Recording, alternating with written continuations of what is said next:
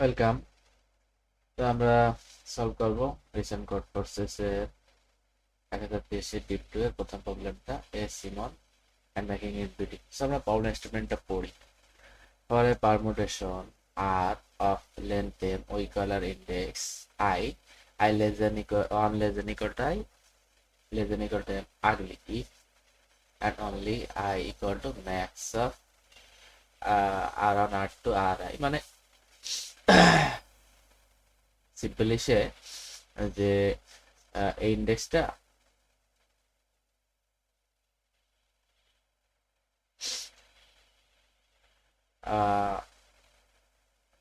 একটা অ্যারে দেয়া আছে, একটা অ্যারে পারমুটেশন দেয়া,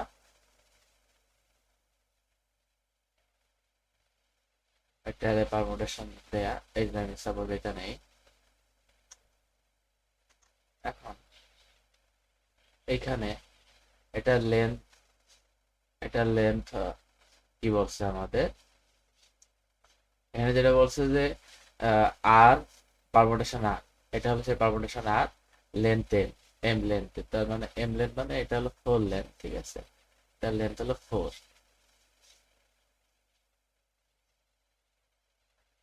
এটা একটা 4 লেন্থে। সো এবার হলো আই, এই যে আই প্রতিটা আয়ের জন্য, এই যে আই ইকুয়াল টু ওয়ান, এই যে এখানে হলো আই ইকুয়ালস ওয়ান। এই আয়ের জন্য আপনার আর ওয়ান থেকে এটা আর ওয়ান, আর ওয়ান, আর টু, আর থ্রি, আর ফোর। এর মধ্যে I I equal two one এর মধ্যে এটা যদি আর ওয়ান থেকে আর আই পর্যন্ত যতগুলো সংখ্যা আছে এর মধ্যে যদি ম্যাক্সিমাম হয় তাহলে এটা আগলি। আর ওয়ান থেকে আর আই পর্যন্ত একটা আছে, এর মধ্যে আই কি ম্যাক্সিমাম না, তাহলে এটা আগলি না। এটার জন্য থ্রির জন্য টু থ্রির মধ্যে আই আই কস টু, তাহলে টু কি এই দুটার মধ্যে ম্যাক্সিমাম না। আই ইকুয়ালস থ্রি, এটার মধ্যে এই তিনটার মধ্যে কি থ্রি ম্যাক্সিমাম? ইয়েস। এই একটা আগলি, একটা আগলি পেলাম। তাহলে আগলি প্লাস প্লাস একটা আগলি পাইছি আমরা। তারপরের জন্য আই ক্রস ফোর, এই চারটার মধ্যে এই আই ফোর হলো ম্যাক্সিমাম। তাহলে আগলি পাইলাম, টোটাল আগলি ইকুয়াল টু টু পাইলাম। এখন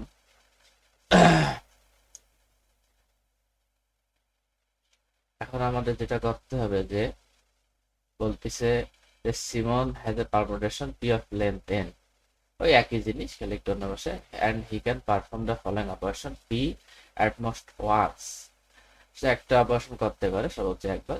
choose two indices i j i one এই condition one less than equal to i not equal to j less than equal to, মানে আই আই আর যে সমান হবে না দুটো separate, and then swap p of i and p of j. Find a permutation q that can be obtained from P by performing above operation at all such that number of ugly indices Q is minimized. So আমরা একটা সব operation চালাবো। এই সব অপারেশনে আমরা কি সব অপারেশন চালায় আগলি ইন্ডিসেস গুলোরে আমরা মিনিমাইজ করবো, সবচেয়ে কম করার চেষ্টা করবো। আচ্ছা, তাহলে আমরা দেখি এখন আমরা কত মিনিমাইজ করতে পারি, আমরা এটা দেখবো আগে। তাহলে আমরা বাকিটা বুঝতে পারবো। তো এখানে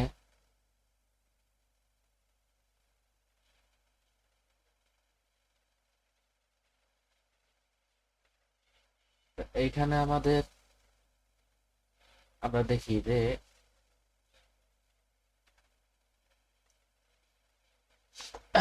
আমাদের এই রেঞ্জের মধ্যে আই হতে হবে সবচেয়ে বড়, তাই না?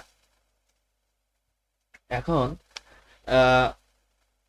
তাহলে আমরা আই যদি সবচেয়ে বড় হয় তাহলে ওটা আগলি। তাহলে আমরা কি চেষ্টা করবো যে ওই রেঞ্জে আইটা আই যেন সবচেয়ে বড় না হয়। তাহলে কি করব?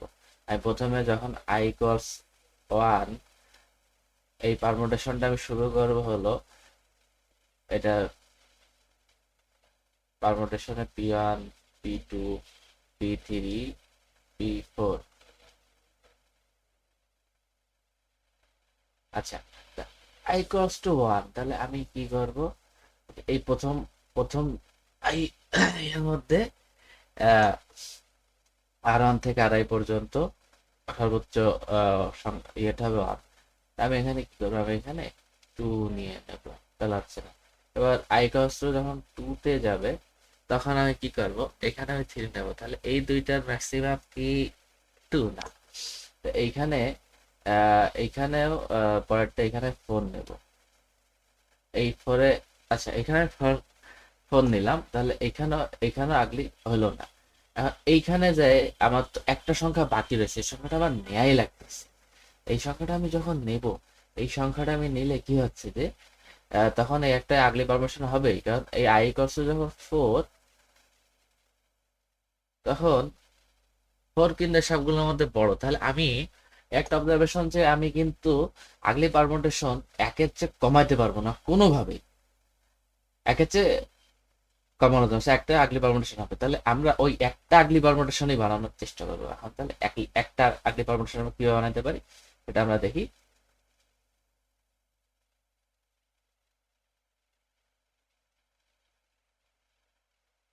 আমরা আরেকটা এক্সাম্পল নেই।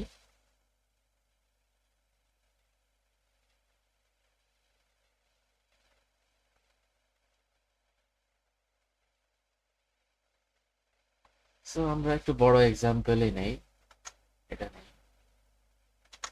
এখন এই এক্সাম্পলে আমরা যেটা করতে পারি যে, আচ্ছা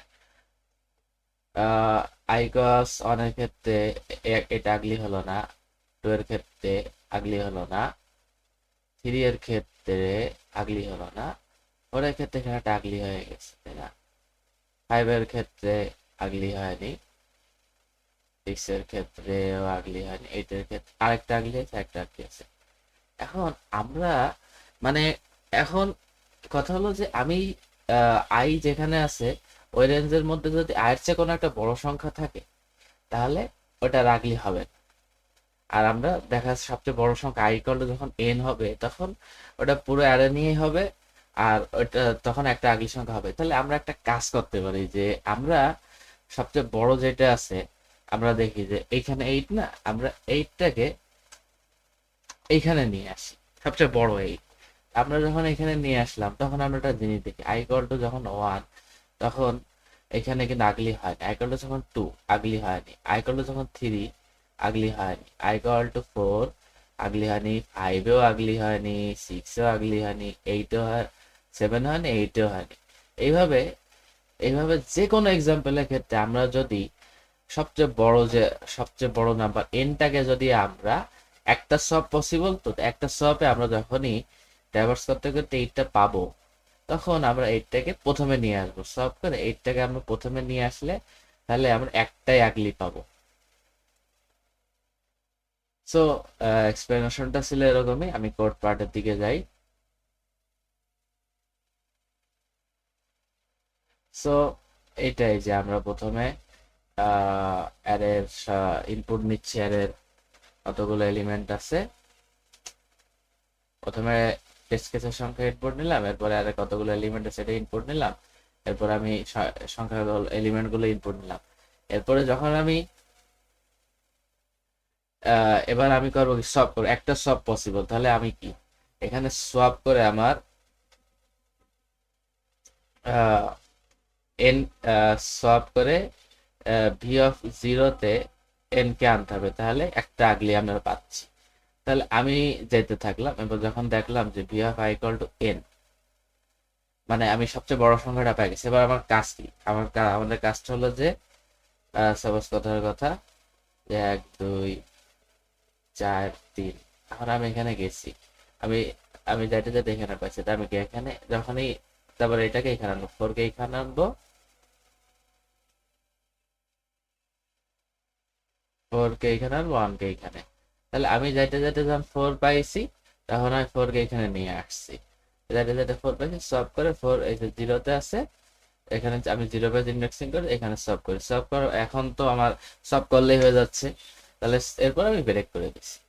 এরপরে কি করছি, আমি পারমুটেশন অ্যারেটা যেটা আমার অ্যান্সার ওটাকে আমি প্রিন্ট করে দিছি, আর প্রতিশোধ ওটা line break. So that's all, এটাই ছিল solution. Thank you, good bye.